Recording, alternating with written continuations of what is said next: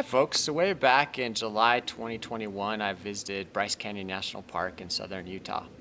I recommend visiting. It's well known for its geology, especially the hoodoos, which are rock columns. It's also known for dark skies because it's in a somewhat remote location. Just as impressive to me on this last visit though were all of the great trees, which I took quite a few pictures of. So in this video, I'd like to share some of those tree pictures along with my observations of the trees. So I really gravitated toward and took pictures primarily of the pines around the canyon rim of the park um, at, at, at high elevations. And so the tree species found at these high elevations include ponderosa pine, limber pine, and Great Basin bristlecone pine. I also saw some neat Rocky Mountain junipers while there and took maybe a few pictures of those, but primarily I took pictures of the pines. So the elevation of the park ranges from about 6,600 feet above sea level to about 9,000 feet above sea level. And associated with that is highly variable weather. The Park Visitor Center is located in USDA Plant Hardiest Zone 5B, and average annual precipitation averages about 15 to 18 inches of precipitation a year. So it's a cold, dry environment. Okay, so now onto the trees. So a few things I noticed about the trees. I have 5 observations. First, and this goes without saying, but I'll say it anyways, that the trees are old, and it's very apparent they're stunted and they're slow growing.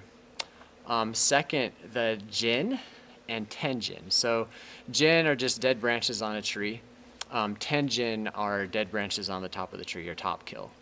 So early on in my bonsai practice, I didn't really appreciate jin and tenjin on bonsai. I didn't really understand why would you want to have a dead branch on your bonsai. I thought it was a silly thing to do. But after really studying trees in nature with the aim of imitating that through bonsai, it became very apparent that many of these trees that you see in nature out in the, at least the mountains of the western United States have jin and tenjin. And that was very true here with these trees in the park. So I think, if you want to imitate a pine growing at a high elevation, a mountain pine, a jin or tenjin is a good feature that you could include to enhance that image.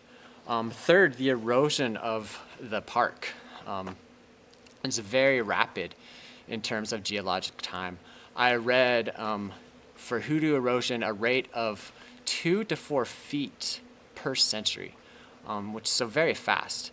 And so many of these trees are actually many centuries old, and they show that with exposed roots. So ironically enough, in this landscape, the trees are actually maybe more permanent than the landscape features because I did see a lot of exposed roots. Fourth observation, and this is the one that really stood out to me and why these trees are so enjoyable to observe in nature, is the highly contorted trunks and branches of the trees.